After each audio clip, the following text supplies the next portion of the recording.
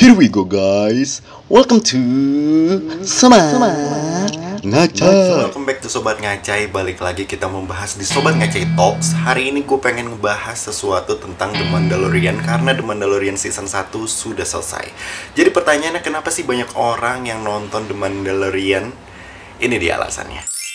Yang pertama, The Mandalorian menawarkan sudut pandang yang baru. Dari 3 seri terakhir dari film Star Wars, yaitu di masa Rey dan Kylo Ren berada, memang terasa seperti permasalahan keluarga dan permasalahan orang yang memiliki Force yang harus survive dan tidak.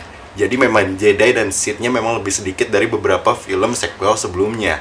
Nah, tapi di The Mandalorian ini lebih menjelaskan bagaimana perjuangan orang yang tidak memiliki Force untuk bertahan dalam situasi seperti itu, dalam situasi perang antara Jedi dan Sith. Memang untuk timeline dari The Mandalorian sendiri adalah masa The Fallen of Empire dan juga The Force Awakens. Artinya dari film ke-6 Star Wars ke film ke-7 Star Wars. Kalau kalian mau nonton silahkan, tapi jangan salahkan dengan efek-efek yang sangat jadul ya.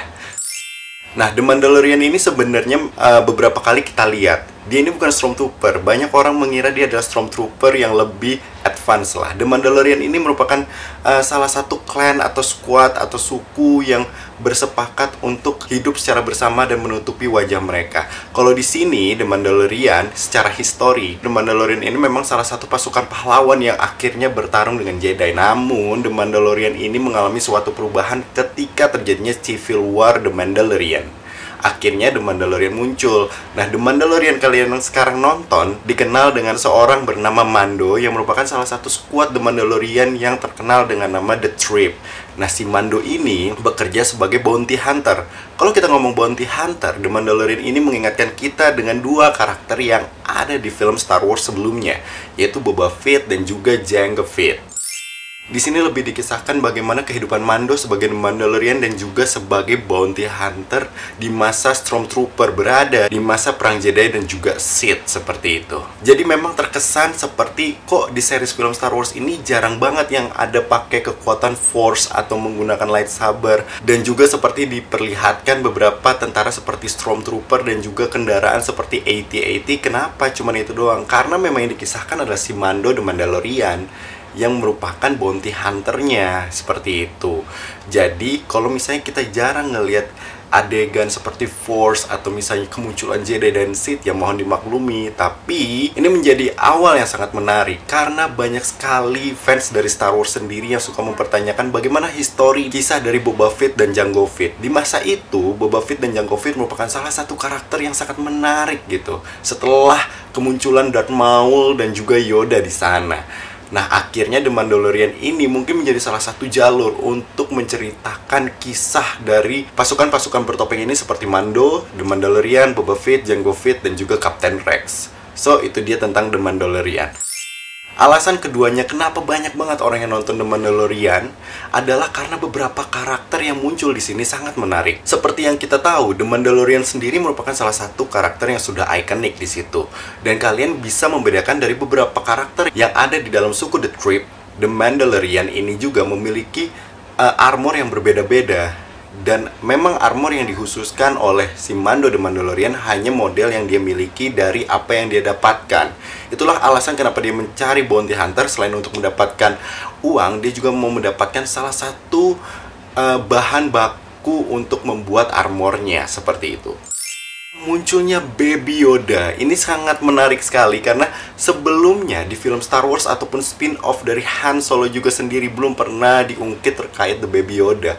Akhirnya ketika Baby Yoda ini muncul dan harus menjalin kasih dengan The Mandalorian, karena Baby Yoda ini merupakan salah satu tugas yang diberikan oleh kepala bounty hunter kepada Mando untuk mencari Baby Yoda dan menyerahkannya kepada pasukan Empire. Namun akhirnya kita tahu sendiri, Mandalorian akhirnya lebih menyelamatkan Baby Yoda ketika tahu Baby Yoda memiliki kekuatan yang spesial, yaitu Force.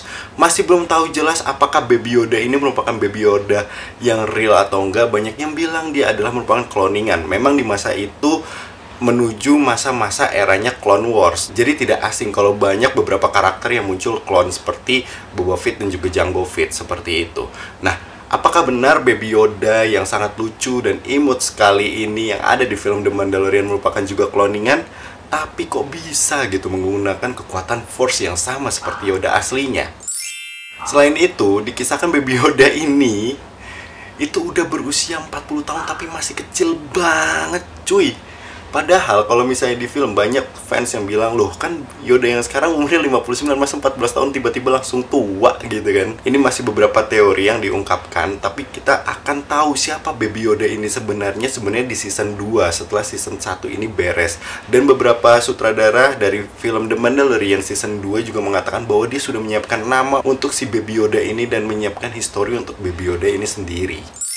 Yang ketiga, karakter yang cukup menarik adalah Moff Gideon. Karena si Moff Gideon ini merupakan salah satu orang intelijennya Empire yang emang ditugaskan untuk mencari Baby Yoda. Tapi entah tahu kenapa alasannya dia benar-benar terus mencari Baby Yoda. Dan yang paling epicnya, di akhir season dia menunjukkan bahwa Moff Gideon ini memegang Dark Saber yang muncul tiba-tiba di series The Mandalorian ini sendiri.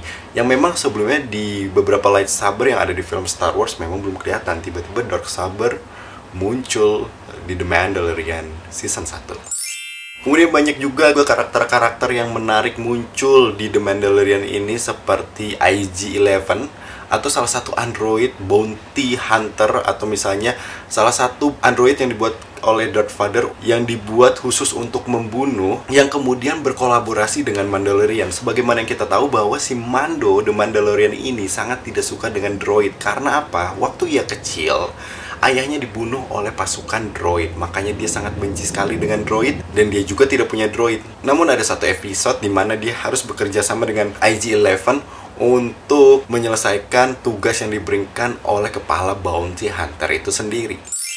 Masih banyak lagi karakter-karakter menarik yang ada di Mandalorian season 1, makanya kalian harus nonton kalau mau tahu siapa aja. Dan salah satunya adalah seorang pemain UFC wanita yang kita kenal dari film Deadpool 1, yaitu Gina Carano. Dia bermain juga di sini untuk beberapa episode di The Mandalorian sebagai Cara Dune. Nah, itu kan menarik banget ya, menjadi partner dari The Mandalorian. Kalian harus nonton cuy. Kemudian kalau misalnya ngomong The Mandalorian, memang The Mandalorian ini merupakan salah satu series yang dibuat secara santai. Jadi kita nggak akan disuguhi dengan kisah-kisah yang terlalu kecepatan, akhirnya tidak terjawab.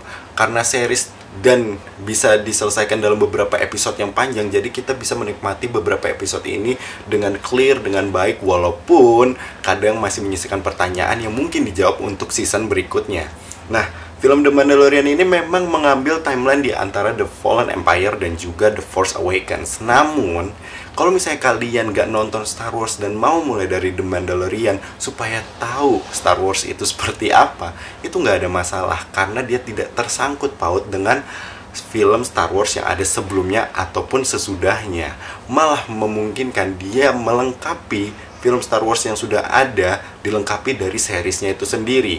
Yang paling membahayakan adalah bagaimana kalau banyak cameo dari karakter-karakter komik dan novel Star Wars yang dibawa ke series, apakah dia akan muncul ke box office atau film bioskop dari Star Wars itu dengan karakter yang sama atau berbeda. Ini akan jadi masalah karena kasusnya sama kayak DC dan juga Marvel dalam mengembangkan series dan box office-nya.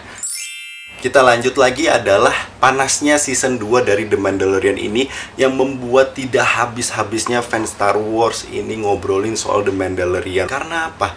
Di season 2-nya The Mandalorian akan membawa beberapa karakter baru seperti Ahsoka Tano yang sudah sangat terkenal di film anime atau di komiknya si Star Wars sendiri. Kemudian juga membahas soal Baby Yoda dan juga membahas soal Dark Saber yang dimiliki oleh Moff Gideon, dan munculnya Boba Fett yang digadang-gadang sebagai musuh di Mandalorian season 2. Walaupun sama perawakannya dengan The Mandalorian, Boba Fett ataupun Jango Fett ini belum tentu dari suku The Mandalorian yang sama, mungkin berbeda ataupun mereka belum pernah mengetahui bahwa ada suku bernama The Mandalorian. Sebagaimana yang kita tahu, Boba Fett merupakan hasil cloning yang ditawarkan oleh Darth Vader kepada Jango Fett saat mereka bekerja sama untuk menciptakan generasi kedua dari Jango Fett sendiri sebagai bounty hunter yang paling superior. So itu dia tentang Sobat Ngeceh Talks kali ini tentang The Mandalorian. See you di next episode. Dadah.